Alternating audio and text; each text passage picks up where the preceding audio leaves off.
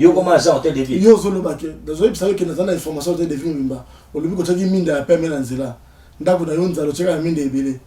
Ba parents ba responsable bazana ba locataire bazana. Bato bazani ba batanga bazana. Ils ont peut-être sonné mine de pembe au sommet pour ba chinois.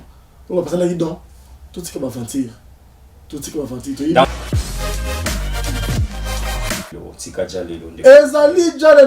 Il faut soutenir et il faut encourager nous ça bien parce que biso on a moko na biso ceux qui okumisi mutu pour ça les là on jalelo mais ceux qui dans les caméras finga pas trop makasi to finga baba ça il semblait au monde ligne de kobokechu ceux qui va mener par exemple na ba instance ou bengi ba hôpitaux ou ceux qui parlent na ba temi tout net ba CNPP mon gars va compte va retenir pendant 2 jours parce qu'il faut traiter les rebelles. Comme il m'a au moins atteint 5 ordonnances pour prescrire par le médecin Amel Bakis. Nazo senga na bandeko ya ensemble bo moni liko panando ke sika ememi bino bandeko ba mesala likambo ya tata moko oyo sur le ballon amen na ino ça que ce pas comme ça. Le président Félix a gasté un bon rebelle na ba so de mutombo pas so de mouton na c'est qui maman Silver. RDC est comme fréquenté la communauté internationale netilelo. Lelo facha zimboka oyo. Azo sa musala go sala remettre tout en ordre. Attaque no boyingai ngande mutu na ko ba ko ya sima. Mais bolimo ya Congo et les galiboso ya bolimo na so personnel. Mutu ça la sera ba compétence na Le plaisir est partagé, amis téléspectateurs. Une fois de plus, merci et bienvenue à Kouta Nabino Lusoulelo, Masolo et Congo. C'est votre mission. Il y a prédilection dans le Koloba. Actualité, ça va continuer. Koko et en République démocratique du Congo. Vous n'êtes pas sans ignorer que mon lobby, il y a peuple, qui demande Nabino. Ministre, il y a Petentik, Mwanamboka, qui bat Samali, répondre à Kibongo, na question avec le débat, député. Élu, il y a République démocratique du Congo. Mais pour retenir que, dans 48 heures, dossier Ram Oyo, il faut que Congolais tout le monde a clair, tout à l'heure. Les Cambo Italie, IGF, Buganga qui paye belé, IGF a mon hôtel de ville. Enfin, Neko Jontiningo Bilambaka, Yéna ministre na provincial à la finance, n'a pas conseiller na paye à finance, Bazela Mibongo Mokole à vendredi, et pas Yagil à l'ingété na IGF pour Nako. Tcha mise au point na travaux ya suka au babandaki na hôtel de ville province à Kinshasa province ya Lola bato yebisa kibino ete maman Fifi Masuka ça il a continuer ko sala musala comme il se doit talenti na été école pe terrain eza ko tonga malisusu pour na Kambo Italie toujours encadrement ya bilenge la province ya Lola prenons c'était le mot où ezali projet ezaki projet comme réalisation maman Fifi Masuka Saini a déposé qui a lancé qui na Koloba Pierre, dépôt, il y a des travaux, il y a lancement, il y a construction, il y a école, il y a terrain, il y a football, il y a centre batelier, il y a province, il y a là, précisément la commune, il y a dit là, la présence du ministre provincial, il y a infrastructure, il y a construction, la présence, il y a Mwanamboka, bourgmestre, il y a Tali, commune, il y a dit là. Prenons cet élément, bon, toujours en assima pour recevoir notre invité, c'est parti. Déterminé à mettre fin au phénomène érosif à Kolwezi, la capitale provinciale du cobalt, le gouverneur intérimaire est allé faire le constat d'une monstrueuse tête d'érosion qui menace depuis des années les habitations d'une partie du quartier latin. Très frappé par la dangerosité des ces ravins, Masuka Seni Fifi a rapidement levé l'option de contenir cette érosion en vue de préserver les vies humaines de ses administrés. Elle a immédiatement ordonné le début des travaux de lutte anti-érosive par l'entreprise Towa Investment, de quoi susciter la joie des Selolabé qui avait déjà perdu espoir.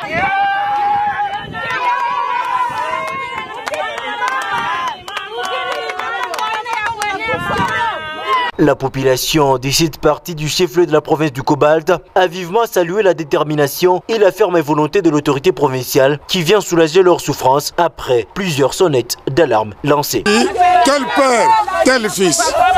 C'est mal à kwanza ya kona mulwalaba. Gouverneur anashuka na mumanjimu.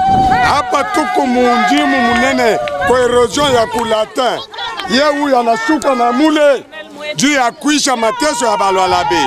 Donge anafanana na shefu yake Fachi. Niku naonesha balwalabe.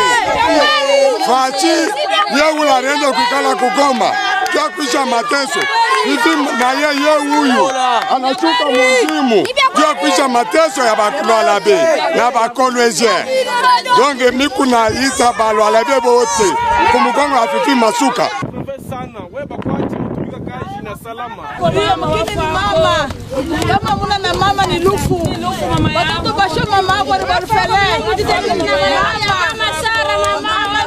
Avoir l'eau potable au quartier Sapate lui est devenu un exercice pénible pour la population. Ses habitants se contentent d'une eau qui jaillit dans un ravin pour subvenir aux besoins ménagers.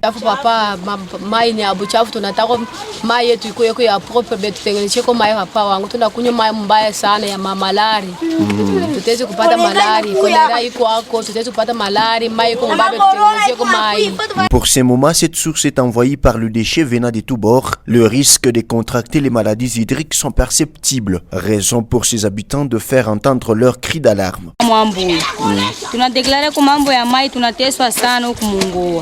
Mai kama mvula inafika buchafu bote buku na yala mumungoa mai mpompi yote kunaingia ni paka mubuchafu ile mapampete manini ni kumavi ni kusema tunahangaika sana mambo ya mai tukunatoka paka tunaenda kulipa mai kukishima kule kwa papa Vensa tunashota mai tunalipa bidon moja sanfra lingine sensa. Sasa pa shiba watoto wa nani ya Sapatelo tunateswa sana mai mtusaidie kwa mai mtokee kwa manini mampompi chini ya mungoa na paka mama Fifi Masuka atutengenezee paka mai njo kia lazima kikuye ko tu kizuri na shitu kwa watoto bazuri ya Kolwezi ya Sapatelo hii. Il va falloir que les dispositions soient prises par les décideurs pour épargner cette population aux diverses maladies. Autrefois délabrée et menacée par une tête d'érosion, en ces jours, l'avenue Franck Maoula du quartier Joli Site Cinquantenaire est en pleine réhabilitation. Sur place, les engins de l'entreprise EKMM sont à pied d'œuvre pour l'exécution de travaux.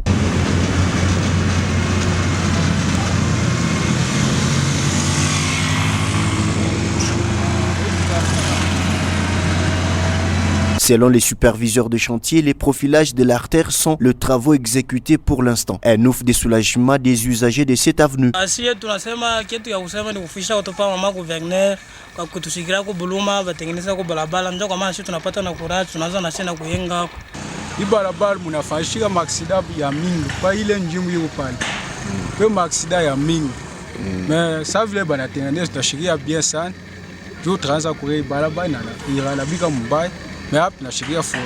Mais hivi tunabaona tena banakuwa kutengeneza. Tunashukuru sana. Tena tunasema accent kwa bakubwa bale batuma bale. Par contre, d'autres préfèrent assez que cette avenue soit construite dans les normes. Hapana bena tengeneza me kazi aendeke tu bien sana. Vumbi abatumanyie kumai bena tumika tu paka fashi moya moya erosion ile pale abatengeneze. Mloma mama beton akoya tuangalie kwa kazi ndembele batuishe kwa erosion pale. Batuweke on a gravé. Mais kile tunaomba tena hapa il faut baitengeneze iishe. Ifike kumwisho, kufika kumwisho ni nini? Il faut banatuwekea goudron. Ndio tunawewa sasa sema banatutengenezea balabala. Après l'étape de ces travaux qui s'exécutent déjà, s'en suivra la pose de la première couche pour la stabilité de l'artère. Après la cérémonie officielle du lancement des travaux de l'autoroute RN39 par le gouverneur ad intérim du Lualaba, Fifi Masuka Saini, l'entreprise Sinomine passe à la vitesse supérieure afin de respecter la durée des travaux selon le contrat conclu avec la province. Et cela se concrétise par le démarrage des travaux partant du pont Lualaba vers Kolwezi. La première phase consiste à élargir de 6 mètres les deux côtés de la route et à planir avant de passer à la deuxième phase de compactage. Des travaux qui avancent normalement selon la volonté de l'autorité provinciale. Fifi Masuka Saini a ouvert des chantiers routiers à travers la ville de Kolwezi et dans le reste du Lualaba. De quoi réjouir la population. Une autoroute de 4 voies qui va permettre de réduire des embouteillages et bouchons observés souvent en cas d'accident ou panne des véhicules. Aussi, rendre fluide la circulation des véhicules sur cet axe de la route nationale numéro 39, surtout au niveau du rond-point Mwangeji. D'un chantier à un autre, c'est sur la route de désengorgement des camions poids lourds, appelée route bypass, qui part de la nationale numéro 39 vers les entreprises minières. Elle est longue de 26 km et dont les travaux sont à l'étape de finissage. Fifi Masuka Saini veut se rassurer si l'entreprise a respecté les clauses et les recommandations lors de la visite d'inspection sur ce tronçon. Trouvé sur place, le responsable des travaux de terrassement, M. Marcel, a rassuré que la société a pris en compte toutes les observations du gouverneur intérimaire via le ministère provincial des infrastructures avant de remettre l'ouvrage au gouvernement provincial. Et les équipes sont visibles sur cette route pour la dernière touche. de relier la route Solwezi et la nationale 39. C'est là où nous sommes en train de travailler. Donc on a stabilisé la couche de fondation. Là il fallait enrocher. On a terminé l'enrochement. Pour le moment, nous faisons la deuxième couche de fondation à la périte. Après la deuxième couche de fondation, nous allons mettre les géogrilles d'Atensar. Et puis, nous allons terminer avec la couche de base. C'est ce que nous faisons ici. Après la couche de base, notre équipe foreste d'asphalte passera ici pour l'asphalte. Je pense d'ici la semaine prochaine, nous allons terminer cette partie. Cette route, d'une importance capitale, va rendre fluide la route Likasi et éviter les embouteillages et bouchons souvent causés par des camions poids lourds et surtout éviter le déversement des citernes à combustible et d'acide qui ont toujours causé des dégâts. Un souci qui préoccupe Masuka Saïne Fifi qui travaille... Zali na biso na plateau ya lelo to kosolana e masolo etali mosala ije faza kosala na kati ya ekolo Congo démocratique gouvernement barayos awa moko asi abenga miazana 48 heures soki pa répondre mala mingi te okibiti ya kokoya to kosola masolo yango to kobetali solo ya Charles Lutadila boyebia wa to kangaki awa to koka makelele ndeko Charles Lutadila Maître Yves Luteka yaki na plateau na biso incessamment ndeko Charles Lutadila komona na koswana biso na presse. Mais qui m'a motivé jusqu'à la preuve du contraire pour mettre une semaine au route dans le week-end des bisous au Congo central pour te palper du doigt tout soit na baï écolo ya Congo démocratique yanga mwana main qui m'a motivé Maître Yves Luteka Mbote na Mbote Moïse Mbote na téléspectateur et c'est nous les pas na biso ya place sur le na kati na etandeke pour na ko poster bino information etali maimboka biso to ali ba communicateur ya mboka pesa ka biso ba politique les to ile pas na bino ko sa bino situation ni to na mboka évolution na nini pe ba difficulté des sikani. Très bien, tout banal kambo etali dossier ya RAM gouvernement ba awa émission les cas qui au beta qui le monde na ba gouverneur ba ministre ba yos ba ça musa kitoko mais moko na bango to bita betami qui invité avec question orale et débat na kati ya lui ya peuple l'Assemblée nationale réaction na yo d'abord na ndenge mwana mboka s'exprimer qui bien kazali na 48 heures o esengela zonga leso moko malo bionde. Bon ngai na koy ko senga na monsieur ministre Kibasa awen sambango akede pa ya bokolo pa yaya oya ko pesa conseil rapidement c'est un ancien du parlement oui Benjamin na son excellence monsieur le ministre d'État puis son bilou pour qu'il n'est pas une ko yibisa ndeko yaya mukubwa tala la répondre na 48 heures pesa ngai ndenge na ko se comporter na kati ya parlement parce que devant le parlement il y a des choses qu'on ne dit pas il y a des réactions oyo ba ça la raté faut qu'il n'est pas aidé ils a dinga bête quoi bazar ministre bah il n'est pas aidé pourquoi qu'on connaît que c'est la solution par rapport à expérience plus no bi dans on a kati ya assemblée nationale on a expérience pour ko ni on zaté que les pas me kubwa pour recevoir là c'est quoi le problème. J'étais très déçu et très choqué la réponse du ministre Kibasa.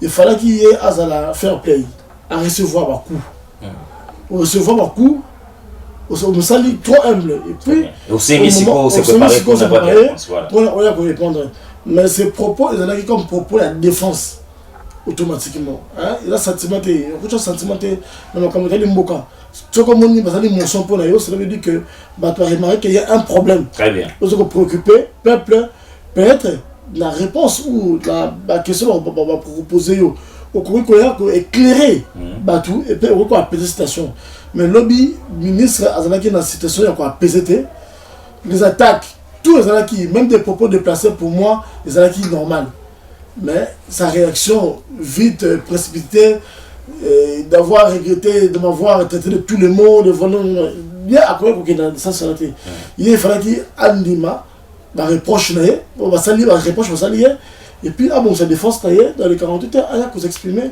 devant le peuple. Je pense que on sait dans des communautés qui passent à la hauteur. C'est pour cela dans le bas qui n'est pas un micolo sage. Tout ce le colo plus sur bilou dans la sauce hollandais dans le bas qui ceux qui ont à l'écrire sage. Ben ouais ça y est ni moi punyo so mais réaction mais na koyo kamwa na mboka qui basa maliba c'est comme si Azan avait l'élément solide. Alors c'est défendre, peu importe vos conseils. Moi je ne suis pas dans le fond, il y a un dossier, mais je suis dans la forme du dossier. Nous avons un député à lobby, le lobby ne sont pas au lobby. C'est le droit d'ailleurs, il y a le lobby qui non, donc il y a telle date, 48 heures, pour venir répondre à la question de l'Avinon. Mais ma belle n'a pas si ça qui attend un élément, mais sa réaction, tant qu'il y a eu parole envers le député, c'était pas trop sage. Quelque part, c'est comme si à l'égard de la boîte de ferme le député, c'est comme si à Siliki, pourquoi tenir, pourquoi non. Comme tu es un homme d'État, tu es un homme public, il faut qu'on y m'a supporter, analyse, permettre ça bien permettre ok les bossos, tu vois. Il y a aussi mon ici quand même aussi matin, tout le monde qui est attitude monde au message là monter qui n'est pas un école, parce que je pense que ma conseil ma préparation qui était au moment où il fallait passer là, que se continuer rapidement, qui a un discours pacifique, discours bien courtoisie, ou la Royoka, ou le Yoki. Parce qu'il y a même des dérangements de toute façon. Très bien. Donc, des dérangements, il y a même des députés qui ont escroquerie, et ça ne peut pas si ce qui parce que ce n'est pas clair. C'est maintenant au ministre de nous éclairer. Tu vois, c'est au ministre de nous éclairer. Et le ministre, il faut avoir l'attitude du moment où il y a simplicité, il y a écoute. Parce que donc, tu vas bien dire, tu vas bon matin. Il y a le ministre de mon ça les a bien. Mais celui qui va c'est l'émotion, c'est lui qui va remarquer quelque chose. Puis le conseil de la présidente Bosso a dit qu'il y a un député Balouba. Soit mon député le bureau comme Moroboye, ou les déranger peuple, même si tu as un débat comme chef de l'État, il faut pour que le député a le bâti Nasuka, à s'exprimer calmement pour te la vérité ma kamene les années. Très bien. On est là qui m'a canalisé moi Mboka Yves Luteke par rapport à exposé tout échange il y a excellence qui bat Samaliba ministre nabiso national. Parce que seul moyen il y a des chefs de l'État. Biso bato ali bato chef de l'État. Biso bato comme chef de l'État. Et si comme Bezali, il faut qu'on le Bezali. Très bien. Ce n'est pas que ce qui est ali noir, ça bato kali rouge. Wana dali toujours sur mon côté Mboka te. Le peuple wana azobate, peuple na député. Tous on a plein de population mandat, mais tu as un message nini. Donc est-ce que tout le monde qui est là comment il faut ça là que et il faut côté les méla maître Yves Luteke qu'on va changer de page. Tout le bel Alikambo et Talipé province ya Congo central. Charles Lutadila candidat na favori mutobeta ki makelela azako mona kala mingi te Congo na oui. Tout qui a mon radio de la place, tout qui a mon émission pe na ba confrère monsieur Charles Lutadila. Mais est-ce que ba ko beta ka Congo ya invisible? Moto azako mona na te. Plan d'action n'est pour le Congo central to yoka te. Allez du coup ga boto mona ko déposer candidature de ko Yves Luteke. Non, plan d'action je pense que moi je n'ai pas qualité à reposer ça. Non, il y a beaucoup de choses na te pour nani parce qu'il faut changer la presse, il faut changer la population à Congo central. Oui, il y aura au moment opportun Charles Lutadila parce qu'il y a des gens qui travaillent sur le terrain. Charles Lutadila beaucoup moins physiquement, c'est pour quelques jours. Il sera sur place dans la Kinshasa, il sera sur place dans la Congo central, il sera sur place dans la plateau Nabiso, la télévision, il est indiqué, je pense que Charles Lutadila a aussi la conférence de presse où il a organisé. Oui, mais que semaine, les gars qui ont une émission Nabiso à Vaka, on révèle qu'il va bloquer. Oui, autrement que deuxième semaine. J'insiste pour que ça conférence de presse de Charles Lutadila et Kosalema. Donc Charles Lutadila, c'est un homme de parole. Mais Congo central, on va le faire. Très bien. L'équipe Mumba, il y a Masolo à Congo. Donc, on a la Kimia, tout ça. Donc, Charles Lutadila Azali physiquement dans Kinshasa, Azali physiquement dans Congo central, Azali physiquement puis la pour les candidats, mais sous valable déjà, bazar au monde en terrain. Charles Lutadila a donné des candidats valables. C'est un candidat qui a déposé candidature. Non, on a saigné dans le thé, on a balingomba tout et tout. C'est une apécine dans nos programmes qui est calendrier. C'est quand même Charles Lutadila a donné un principe. Il ne veut pas, comme on a fait à Makambu, tant que nous sommes ici, ordre. Tant qu'on a signé pour le bas prêt, il ne peut pas que Charles Lutadila a se prononcer Yemoko. Dans minute là pour moi c'est que y a beaucoup à côté d'action à côté du terrain à comme ça comme il fallait que ça là mais il semblerait comme tout ça a besoin d'aller bah tu vas senga tu dis que Mbappé les belé c'est normal là Mbappé les belé bah tu as besoin de Charles Lutadila physiquement mais je vous confirme que Charles Lutadila Azali Abino bozana kimia beaucoup moins physiquement mais il semblerait que nakati alibota na moko Lutadila lisusu ndeko ne moko pas ko tchadi ba pour le Congo central yoza mingi na mwana mboka Charles. Est-ce que cela est vrai? Tu es en fake news kama makela wenzi. Au moment opportun, beaucoup d'informations sont des fois bino. Je pense que on est sur le candidat jusqu'à présent tous les candidats sûreté.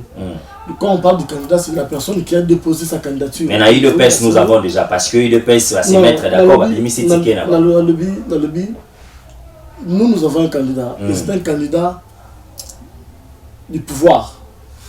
J'insiste que Charles Lutandi là, c'est le candidat du cash. Et au moment opportun, Charles Lutandi là va s'exprimer. Beaucoup de monde a Bilili, beaucoup de monde a Oyo Salama. Et puis nous on ne veut pas trop parler pour. Hein, en fait, les choses ont quand même changé. Parce que puisque la Congo centrale était pour Nakoya qu'on toque juste dans caisse à l'État parce que la Congo centrale souffre mingi. Mais bien sûr, c'est que tu as pour apporter un plus la Congo centrale. Comme investisseur pour faire développer Congo centrale à un court délai. On a que ce genre de temps la commis parce que non province est bandit de décollage en sous oyo bazala qui n'a monté. Donc on n'a pas le temps de trop parler parce que maintenant le bas mingi basala peut le remonter puisque nous sommes dans le même système en puisque qui est un système nous sous donc il y a la technique oyo ba Suisse la technique oyo musala muke mais maloma muke mais musala belé. Donc je pense que boza la calme pour nous.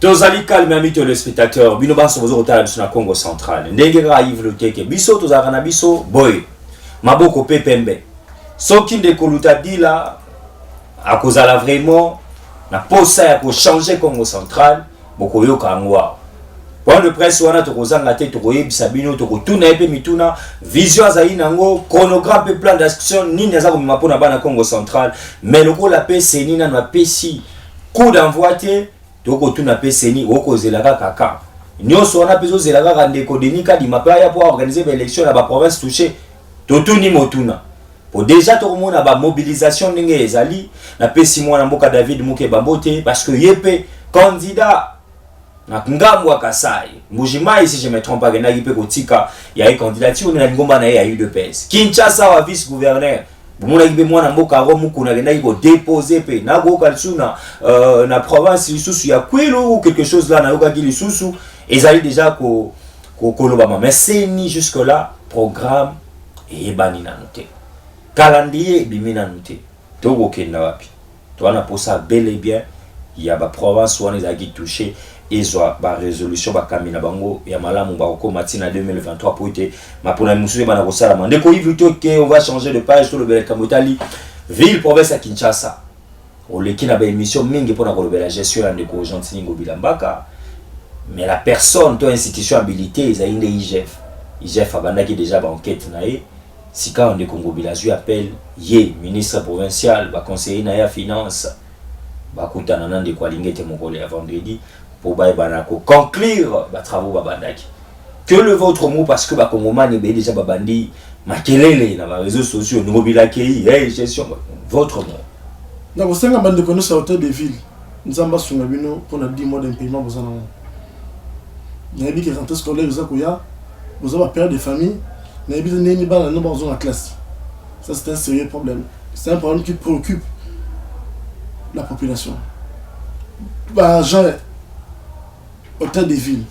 Bah on a 10 mois, dans le but 10 mois impayé. Bah pour ça la n'est pas père de famille. Bah locataire bazawana. Ndeko ngobila n'est na lobaka na bino ali ennemi à peuple, bande ko ni manga kazali ndeko ennemi à peuple. A Tobolili Benga ya hôtel de ville na niveau moko beaucoup jamais que imaginer. À 10 km de profondeur, il y a le boulou. On a foutu qui mozagi bien. Na lobby. Foutu qui zagi bien. Mon solo zagi na hôtel de ville. Na lobby. Ceux qui a foutu 1 km, il y a Toboli 9 km. Et comme 10 km. Pourquoi on a qui ça se trouve au moins de 5 ans. Il Toboli 9 km. Ndeko Ngobila, je pense que Nzambe a yokabiso de missionner na malembe pour te yebi ko di motema mabe pour la kisi biso ki motema mabe na yo to beteli maboko mais to ko senga yo kinde tika yo kozela tate no ije face à la rapport na yo anda sali yo ko mosenga de mission zela na ba kongole ba yeba pe ndenge so yande Ngobila a okata nzela lufu hein so yande Ngobila a okata nzela lufu kana mingte donc soka bimis comme boko pembe wolobani c'est impossible nayebi ezali secret oyo na ko pesa na tande kete moi j'ai des informations to yebi niveau IGF asala ki musala na ye kitoko merci beaucoup na papa Gilles Alengeti vous avez 5 aboye penza mi binyo so ki mamboka oyo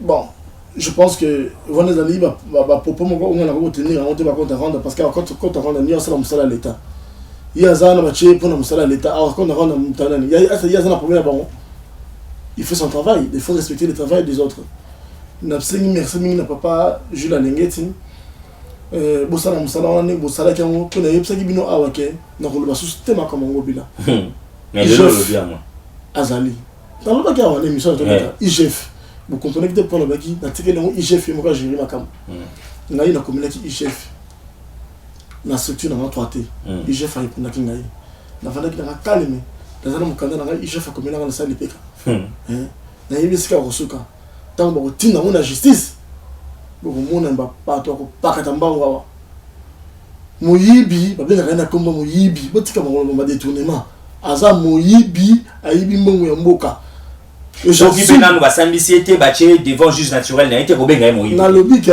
oza mutamibeko yebi aza na présomption d'innocence oyebi oza mutamibeko ayibi mbongo ya mboka lelo hôtel de ville bazali na 10 mois d'impayement bafuti bangote yo ozolobake yo comment agent hôtel de ville yo ozolobake dazo ebisa ke nazana information hôtel de ville mimba olobi ko taki minda ya peme na nzela ndako na yo nzalo cheka ya minda ebele ba parents ba responsable bazana ba locataire bazana bato o bazali ba batanga ka bazana yo zo betali solo ya minda ya pembe o sime pe ba chinois o ba pasala gidon tout ce que ba ventir dans ba congolais bazo sepela au moins na 2 ans nda munde kongo bila sali banzela acheli biso banzela baminda abagisi kini bopeto yoki boto vila kizaze komiko bimisa otongo nyoso na balabala zo mona nzamba pambola ngai na tambola ba mboka mikilebele tambola ba pays Afrique na tambola plus de 15 pays d'Afrique vérité na tambola na pays d'Asie ata 3 na tambola na pays Europe ata ba 6 Amérique na keite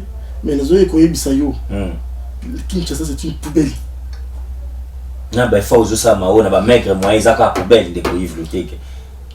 Omoni na lobaka soki mbuto moni Kinshasa eza propre azali ndoki. Omoni ndoki amesa na salité. Soki mbuto moni Kinshasa propre ezali bandela kindoki. Oh. Là que vous avez été. Soki mbuto normal amoni Kinshasa propre eza ebandeli kindoki. Il faut pas délivrer. La ville elle est elle est très sale. La ville elle est très sale. Et fort ba maman ba komi kokombo la butu na tongo to moni makala mboko. Et pas na ozo belo côté ndeko Yves Luteke. Ville ça sale. Qu'est-ce qu'il fallait faire La ville de Kinshasa a un problème de gestion opaque. Donc nous demandons à Jotini Ngobila et tous nous le savons. Tout Bumba, tous se fallait faster. L'ennemi du peuple c'est Ngobila. Tout le monde le sait. Le quoi la IGF Beguié, tout se peut nous makasi, tout peut IGF Maboko, ba le maïti na suka. Tant to kozonga na etando ke susu to tanga na montant oyo ba cheli bulu la caisse ya l'état Jotini Ngobila zali moto ko ko fana susu bandate akobenga moninga na masaro abom sakadiza mbetu pemeni na ye oyo akotel sande ko Jotini Ngobila na suki wana. Très bien, on les a malobande ko Yves Luteke to kene ko chité na masolo na biso ami téléspectateurs ya moto suisse to kometa apeli solo Italie gouvernement ba oyas. No bona na kati te bolimbisi ba téléspectateurs bolimbisi li solo ya Zando to ko tika moté. Oh. Li solo ya Zando boyebi ke Zando e boko na bato ba ko na Zando ya li patrimoine ya mboka ko ba buka ki même la culture na biso so to moni photo ya Zando et rappelaka histoire ya mboka. Babuka Zando pour un projet de financement. Les camps oyo za ko sala biso pastor ko sala mokonza mboka. Asala noki à s'impliquer dans dossier Zando. Tout ça qui veut que eloko monte zali. Tout ça qui est des mois et des mois. Depuis ton école balika Zando a on est ça fait une année. Nous le balika Zando. Eloko monte au salam. Yo buki ndaku na yo pour balbaki ba ko pesa yo mongo financement. Est-ce que vous allez ndoki toi le moto normal. Binomo population pour sa réponse. Tout ce qui va. Dossier Azan wa mito les spectateurs to bagi to ya kobeta. To zo zana nous ja facile ça rapport wana. Mokolo ya samedi, ça sera une émission très spéciale. Torozana Ndeko Mike Mokebai. Il a accepté notre invitation. Toroswani Mambetali dossier à Zando. Mokolo ya samedi, tozé la rapport à IGF pour tous les sous-éléments rebelles. Ndeko Yves Lutek. Les Cambo Etali. La cause à la honoré, la cause à la étendue, au Yonan de Mike Mokebai. Tokabola Makanizazano. Tokabola Makanizazano, P. Naïbi Kaza très informé, P. à la raté pour l'associer à peuple. Yé, Aza, Mike Mokebai, Azali Moumbu, ya peuple. Azali, serviteur de peuple.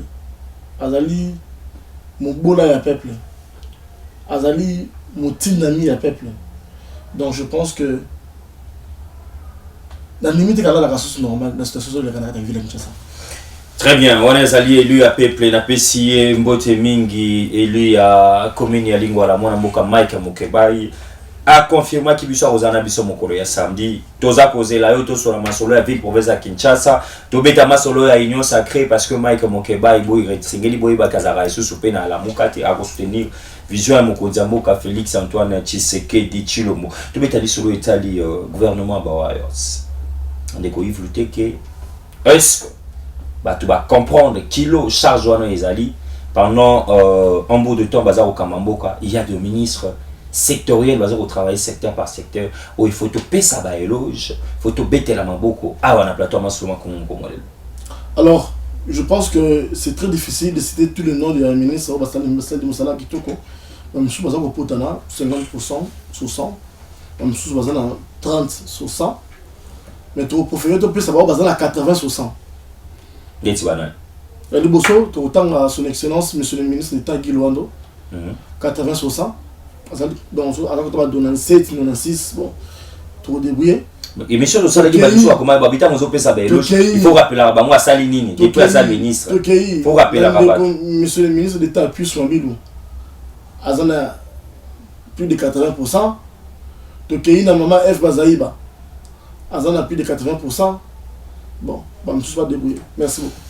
On est à Makanisi Ndeko Yves Lutek, na bandi pété na kati ya ministre na kati ya gouvernement Bawarios na bandi na maman Adel Kainda oyo ya portefeuille en tout cas cette dame a travaillé pour l'intérêt général de la population congolaise na bandi mwana mboka Tony Mwabakazadi travail ya ministre on a monaté ya mona ebisaki bato ebele je mets quiconque a défi 2021 2022 soki omoni école moko école de base eza kofutisa yo mbongo ko hésiter te numéro eza wana ya kobenga biso mbango to kokita wana parce que excellence azali na posa ya bato ba côté mais gratuité enseignement ba ça. Mais je pense que Ndeko Tony Mwamba c'est parmi les jeunes de Kolabagi qui font la fierté de notre génération. Bah plus bazali ba génération akala mais bazali ça la fierté ya mboka ma F bazali bazali ba akala bazali ça la fierté ya mboka mais génération na biso ba Guy Luando na ba te dit moi ba vraiment je vous félicite bo zala elawana bino boye pour ko yibate pour vous avez la besoin boye yibate boye ndé pour ko sala musala boye etaki ba serviteur pe ba umbu ya peuple yango mona bato bazo baye comme baumbu ya peuple en fait il wanda alukani ko yiba mbongo na kata comme ministre et Tony mo ba yiba mbongo comme ministre Tony na besoin de ministre bon ba parce na conscience ba o ba la ba suba la mukaka pour na intérêt ya peuple là c'est ça que zoga le Tony mo ba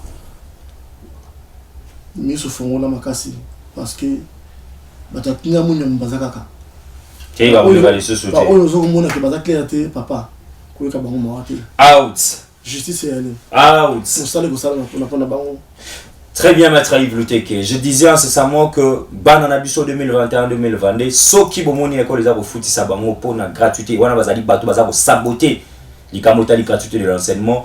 Bengabiso, Kolugabo numéro excellence, Bengabiso, Tokosa la descente forcée excellence à lobby. Toko kitana école wana naye moko ministre aza ministre ya bureau te aza ministre ya terrain et na pesi le monde na mingi na stratégie à lobby pour la publication il y a ba examen d'état j'ai dit déjà ba finaliste beaux à la brancher parce que moi sur là comment epesa abno ba retransmission ba na okatanga déjà publication zo banda côté wana j'ai dit oyo Kinshasa ça risque d'être l'échec pour la publication to éviter pour quelle raison ministre Imoko a dit pourquoi c'est pelé tes publications banana okatanga alors bonne chance na bana nyonso ba finaliste oyo toyebisaki bino que awa pe ozala ba élève ya ba Warriors.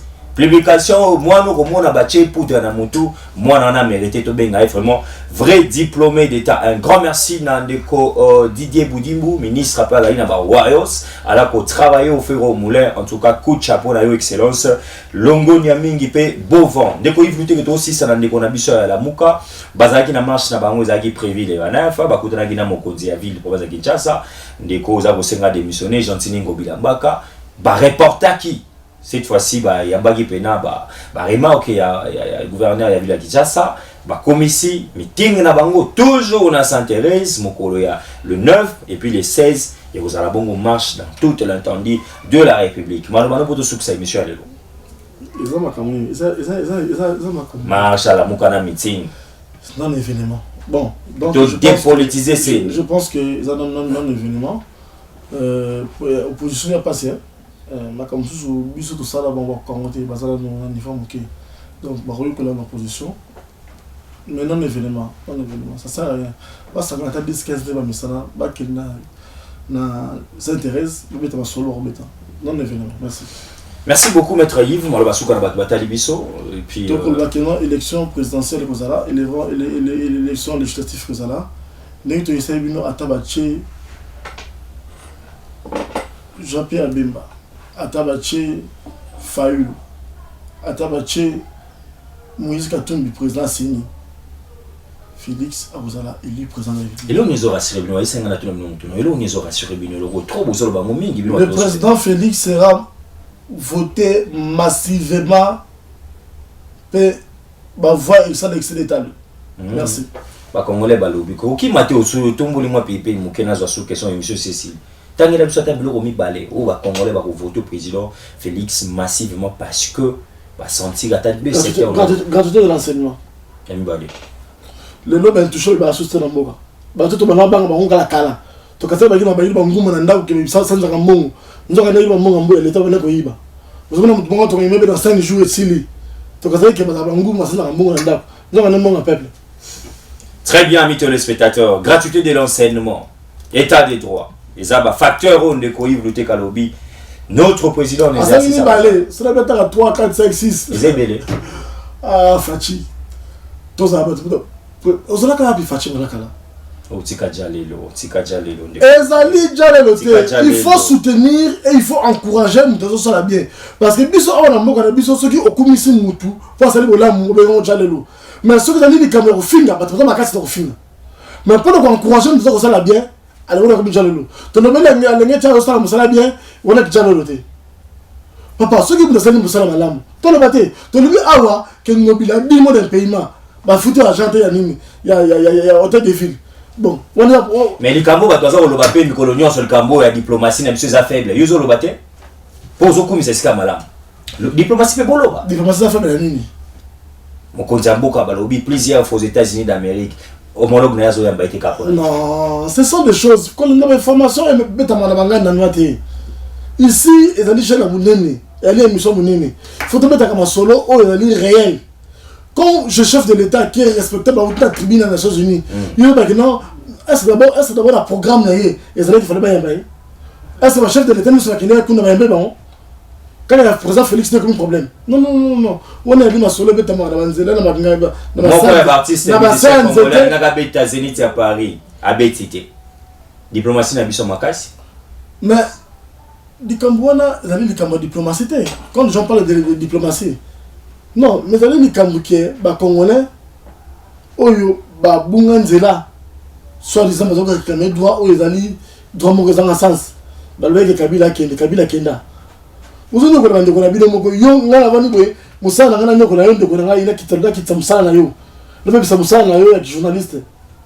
Si vous avez dit que vous avez dit que TV, vous Moïse Moussa n'a pas dit que mais ok, Moïse a la partie politique, il est naître. Tant que vous avez dit que vous avez la partie politique, vous avez la partie politique. Vous avez l'intérêt de défendre le parti. Mais yo vous allez d'abord défendre monter yo on risque juste comme des amis et c'est comme on ça très bien mais c'est plus ma béni musique comme on est ça là comme même si ko culture en moka na yo Nous avons dit que la diplomatie, c'est la balonga. Qu'est-ce que Wer a fait? Qu'est-ce que Jiba a fait? Qu'est-ce que Kofi a fait? Nous avons dit que vous avez attaqué Mandokonayo. Vous avez fini Mandokonayo. Nous avons dit que vous avez attaqué. C'est un problème d'éducation. C'est un problème de manque de manière. Mais éviter la pays, ni va valoriser la culture en Boka. Ceux qui ne l'ont pas dit qu'on a la poto, il faut valoriser la culture en Boka. C'est là qu'il y a un problème.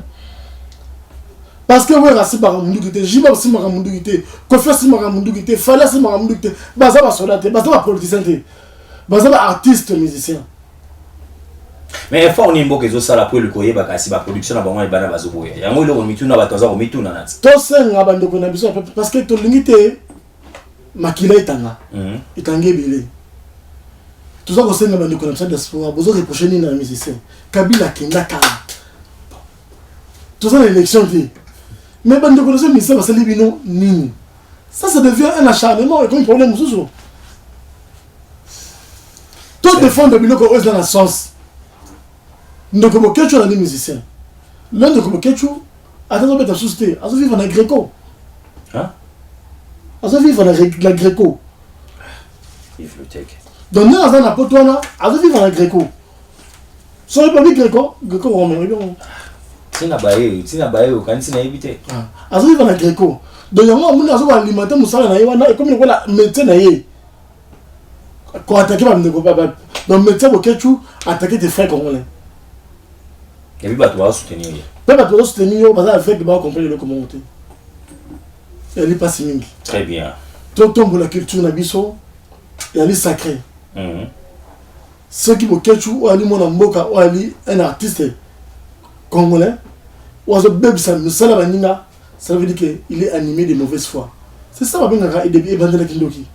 Tous dans Kindoki, c'est ça. Il semblait. Au moins, ligne de Kobokechu, ceux qui vont mener par exemple dans l'instance ou dans l'hôpital, où ils s'occupent de la bataille, tout net la CNPP.